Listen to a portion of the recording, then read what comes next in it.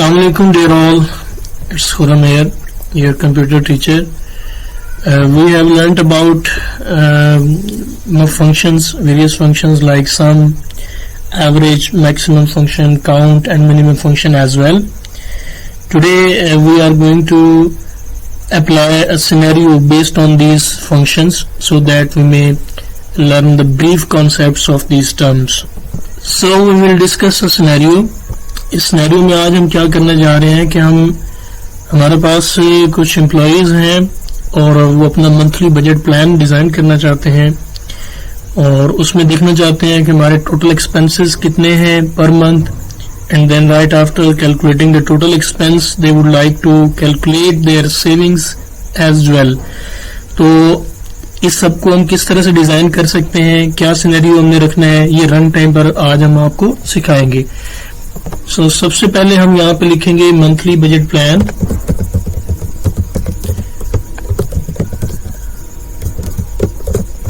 आप इसको साथ साथ अप्लाई कर सकते हैं ताकि आपकी अंडरस्टैंडिंग्स अच्छी हो. देन यहाँ पर उस एम्प्लॉय का नेम प्रिंट करवा सकते हैं. ठीक है, ये हमारी दो हेडिंग्स आ गई टेबल की. उसके बाद यहाँ पर हम क्या लिखेंगे, एक्सपेंस डिटेल, यानी इस पूरे मंथ के अंदर उस हमारे एम्प्लॉय ने किस किस सेक्टर में अपनी इन्वेस्टमेंट की या एक्सपेंसेस बेयर किए, तो वो आ जाएंगे. इस सबको हम डिजाइन करेंगे. उसके बाद हम यहाँ पर लिखते हैं लेट्स सपोज जनवरी, देन यहाँ पर फरवरी और मार्च और इस तरह से मंथ्स आने चाहिए. तो आप क्या करेंगे, यहाँ जनवरी के इस सेल के ऊपर आप इसको सिलेक्ट करेंगे और इसके बिल्कुल राइट बॉटम की साइड पर जब आप जाएंगे तो ये एक प्लस का साइन देता है, उसको क्लिक कीजिए, होल्ड रखिए एंड देन इसको ड्रैग करना शुरू कर दें. देखिए फेब, मार्च, अप्रैल और मई तक, मैं मई तक ही करने जा रहा हूँ. इससे आगे भी आप कर सकते हैं. जैसे आप इसे रिलीज करेंगे तो ये ऑटोमेटिकली उस पैटर्न को रीड कर चुका होगा MS एक्सेल, क्योंकि ये इंटेलिजेंट सॉफ्टवेयर है. तो ये आपको मंथ्स को वहां पर डिजाइन कर देता है. अभी के लिए देखें तो यहाँ पर एक्सपेंस डिटेल्स जो हमने लिखी थी, इसको अगर आप डबल क्लिक करें तो ये तमाम पूरा डाटा जो है आपको शो होना शुरू हो जाता है.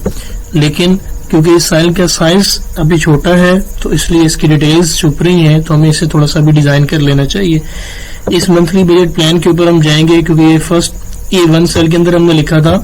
शिफ्ट इसको होल्ड करेगा और देन इसको हम राइट साइड पर मूव करेंगे. मई तक हमारा है तो हम इसको मई तक ही सिलेक्ट करेंगे और देन अंडर होम टैब हम किधर जाते हैं, अलाइनमेंट के सेक्शन के अंदर. यहाँ पर हमारे पास ये मर्ज एंड सेंटर का एक सेक्शन है, इसे आप क्लिक कर दीजिए. तो ये देखें इसने इसको सेंटर में लेकर आ गए. सेंट्रली अलाइन होने के बाद अलाइनमेंट के अंदर ही हम इसको मिडिल अलाइन कर देंगे. तो ये बिल्कुल ही सेंट्रल और मिडिल अलाइन हो चुका है. उसके बाद हम क्या करते हैं, सेम फॉर दिस सेक्शन. ये देखिए एम्प्लॉय नेम के लिए भी मैंने उसी डिजाइन को सिलेक्ट कर लिया है. अब मुझे इनके साइजेस इंक्रीज करने हैं. जस्ट लाइक मंथली प्लान के लिए मैं साइज रिकमेंड करता हूँ 24 और इसको हम फॉन्ट स्टाइल भी चेंज कर देते हैं, लाइक हम कर देते हैं अल्जेरियन.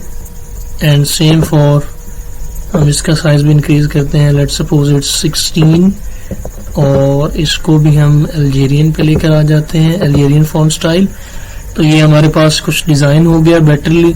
अब हम इसको क्या कर सकते हैं, इसके ऊपर जाएंगे और ऊपर जब आपको मैंने बताया था A और B जहाँ पर दोनों लिंक्ड हैं उस पर डबल क्लिक करेंगे तो ये उस सेल के अंदर पड़े हुए डाटा के मुताबिक आपको उस सेल की विड्थ बना के दे देगा. देन हम क्या करेंगे, यहाँ एक्सपेंस डिटेल्स के अंदर like if the employ is going to invest in medical, education, groceries, mortgage, rent और डाइनिंग आउट वगैरह, तो ये हम सारी डिटेल्स यहाँ पर लिख देते हैं.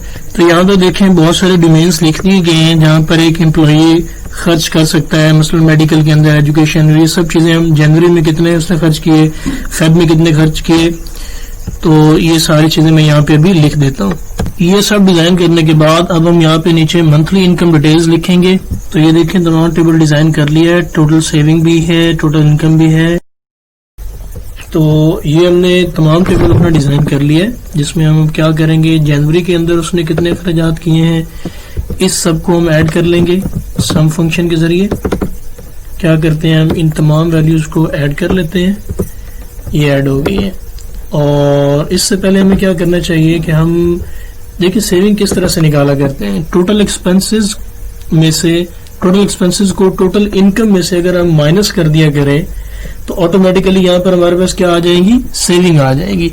तो फिर अब हम सबसे पहले टोटल इनकम फाइंड कर लेते हैं, इज इक्वल टू हमारे पास जितने भी अलाउंसेस आ रहे हैं इन सबको ऐड अगर हम कर दें, सॉरी पैरेंथेसिस, और फिर इसके बाद हम इस रेंज को देते हैं इन तमाम वैल्यूज को ऐड करने के लिए। प्रेस एंटर कीजिए तो ये टोटल इसकी इनकम बन रही है 85,000। अब हम जनवरी के अंदर उसने कितने एक्सपेंसेस किए हैं उसको कैलकुलेट करेंगे और टोटल इनकम में से उसको माइनस करेंगे, तो जितने बकाया पैसे बच जाएंगे वो उसकी सेविंग कहलाएगी। तो ये बहुत सिंपल है। हम क्या करेंगे, सेविंग्स के अंदर इज इक्वल टू साइन, और ये जो हमारी टोटल इनकम है इसमें से हम माइनस कर देंगे, ये B16 है, इसके अंदर हमारी टोटल इनकम पड़ी है, इसमें से माइनस कर दीजिए जनवरी के जितने भी एक्सपेंसेस यहाँ पर आएंगे B9 में आएंगे, तो हम इसमें से इसको माइनस कर देंगे क्योंकि अभी वहां पर कोई वैल्यू नहीं पड़ी है। तो टोटल सेविंग भी कितनी है, 85,000। हम उसको कैलकुलेट करेंगे टोटल एक्सपेंस को। सिमिलरली हम यहाँ पे भी यही फार्मूला अप्लाई करेंगे, B16 माइनस, अब ये B9 नहीं होगा बल्कि C कॉलम है तो C9 आएगा, उसमें भी 0 है। सिमिलरली यहाँ पर भी हम यही फार्मूला अप्लाई करेंगे, सब इन तमाम सेल्स के ऊपर यही फार्मूला अप्लाई करेंगे। तो ये देखें हमने तमाम सेविंग्स के अंदर अभी हमने कोई एक्सपेंस कैलकुलेट तो किए नहीं है, ऐड किए नहीं है, तो सब के अंदर सेविंग हमारी टोटल इनकम ही आ रही है। सिमिलरली हम टोटल सेविंग कैसे कैलकुलेट करेंगे, इज इक्वल टू सम का फंक्शन अप्लाई करेंगे, डबल क्लिक, और जितनी भी सेविंग के अंदर वैल्यूज पड़ी हैं इन सबको क्या करवा दिया जाए, ऐड करवा दिया जाए। तो हमारे पास फिलहाल टोटल सेविंग कितनी आ रही है, 4,25,000। तो अब हम बारी बारी मंथ ऑफ जून, जनवरी के एक्सपेंसेस को कैलकुलेट करेंगे, फिर फेब के, मार्च के, और देखिएगा फिर ये क्या होता है, इज इक्वल टू, यहाँ पर हम सम का फंक्शन अप्लाई करते हैं और जनवरी के अंदर जितने भी एक्सपेंसेस किए गए हैं उन सबको क्या कर लिया जाए, कैलकुलेट। जैसे मैं इसको एंटर प्रेस करूंगा तो जितने एक्सपेंसेस होंगे ये टोटल इनकम में से माइनस होकर नीचे एक्सपेंसेस में भी आ जाएंगे और यहाँ टोटल सेविंग भी काउंट होती चली जाएगी। तो ये देखें, ये 52,800 हमारे पास सेविंग हुई है इस मंथ जनवरी के अंदर, और हमारे पास टोटल सेविंग अभी कितनी आ गई, दिस वन। सिमिलरली अब मैं इस फंक्शन को कैसे अप्लाई करूंगा आगे, इन तमाम सेल्स के ऊपर ड्रैग डाउन कर दूंगा ऑटो फिल के जरिए, और ये देखिए इसने तमाम सेविंग्स के अंदर में से सेविंग्स भी कैलकुलेट कर ली है और इन सेविंग्स को एड अप करके टोटल सेविंग में बता दिए कि after these 5 months how much amount we would have.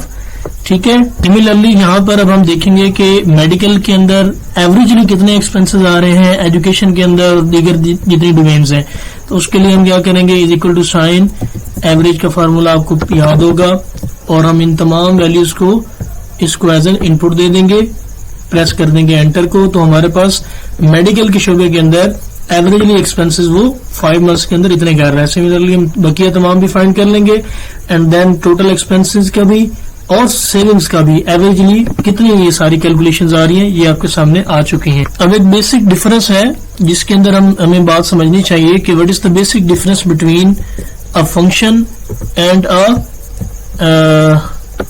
Formula. तो फंक्शन क्या होता है और फार्मूला, दोनों आप चीजें देख चुके हैं। बेसिकली फंक्शन के बारे में आपने पढ़ा है, ये बिल्ट इन कैलकुलेशन होती है, एमएस एक्सेल खुद से ही कैलकुलेट कर लेता है। अगर आपने एवरेज कैलकुलेट करनी हो तो आप सिंपली क्या करते हैं, एवरेज का फार्मूला लिखते हैं और उसको रेंज दे देते हैं, वो ऑटोमेटिकली खुद ही ऐड कर लेता है। लेकिन फार्मूला क्या होता है, बेसिकली ये यूजर डिफाइंड होता है, और इसमें क्या होता है कि सबसे पहले अगर आपने एवरेज कैलकुलेट करनी है तो एवरेज कैलकुलेट करने के लिए A2 सेल से लेकर A6 तक आपको तमाम वैल्यूज ऐड करनी पड़ेंगी। उसके बाद सेकंड स्टेप में आपको टोटल काउंट देखनी पड़ेंगी, कितनी वैल्यूज हैं, टोटल 5 हैं, तो उस टोटल को डिवाइड करने के बाद ये फिर आपकी वैल्यूज आएंगी। तो होपफुली आपने तमाम चीजें अंडरस्टैंड की होंगी। अगर आप इनके कोई क्वेश्चन पूछना चाहते हैं तो you may please ask. Thank you.